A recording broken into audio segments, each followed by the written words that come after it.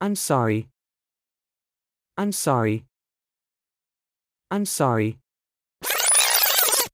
Stop. Just stop. Every time you say sorry when you shouldn't, you're telling the world you don't deserve to be there. And today, that ends. Have you ever caught yourself saying sorry before asking a question? Or sharing your opinion? That sorry word can be little, but it may kill your credibility. Your boss and colleagues don't think that you are polite when you say sorry even before little things, but they see you as weak or unsure of yourself. Here is what most people don't realize. Confident professionals don't over-apologize. They just replace unnecessary apologies with confident phrases. When you learn them, people will start treating you differently. Hi, my friend. Welcome back to Speak Advantage. I'm here to help you speak with confidence at work, whether English is your first, second, or foreign language. Today, we're tackling the apology trap.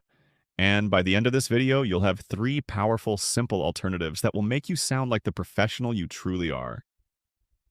Let's get started. Part 1. The over-apology problem. Why do we over-apologize? First, let's talk about why we do this. Most of us were taught that saying sorry makes us polite, but in the workplace, it often sends the wrong message. When you apologize for things that are normal, such as asking a question or seeking a clarification, you subconsciously teach people to dismiss you and undermine your expertise, and you make yourself smaller. So think about it. Have you ever heard a CEO say, "Sorry for taking up your time with this important announcement"? No, you haven't.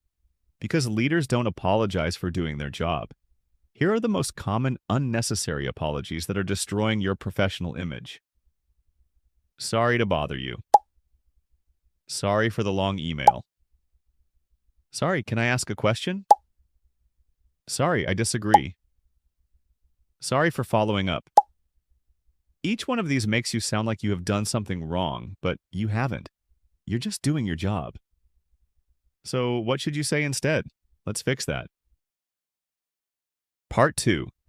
The 3 magic phrases. Magic phrase 1. Thank you for your time. Instead of saying, sorry to bother you, but do you have a minute?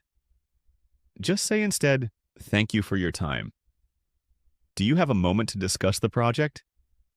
When you say this, it works because you're not apologizing for needing space. You show your appreciation. This makes you sound confident and respectful. Let's practice. Your manager is busy. You need 5 minutes to take space. Old you says, sorry to interrupt. I know you're busy.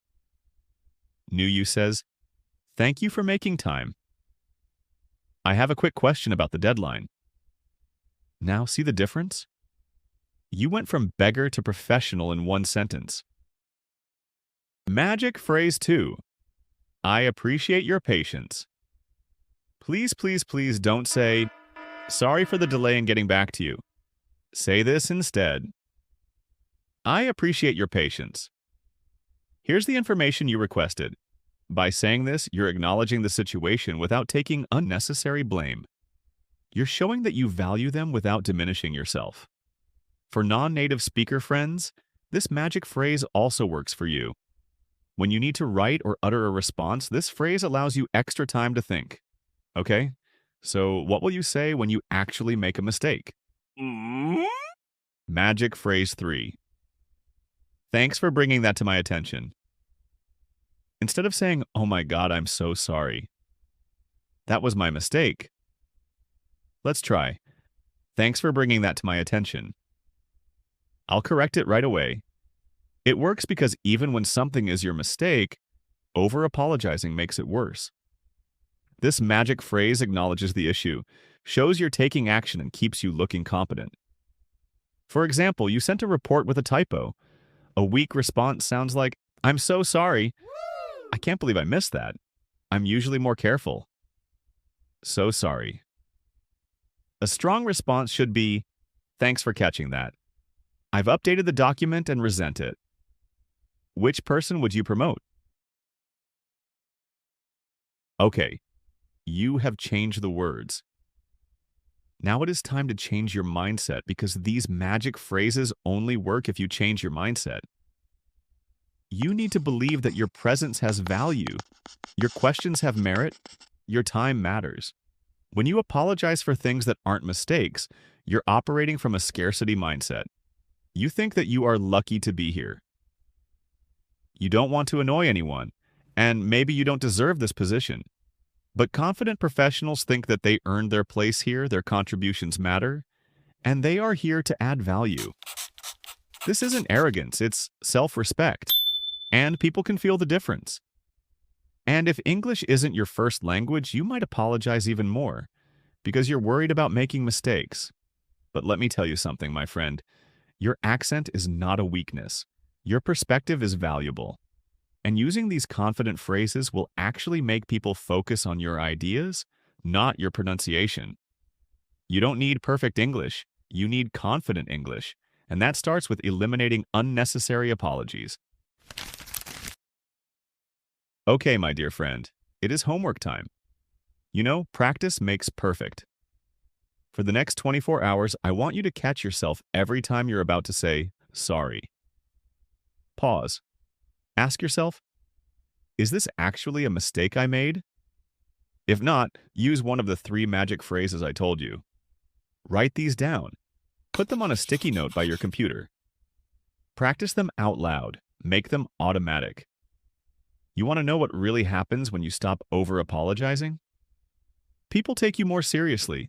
You get invited to important conversations. Your ideas get implemented and you start getting promoted. That's how confidence speaks. So here's my question for you. Which phrase are you going to start using first? Drop it in the comments. I read every single one.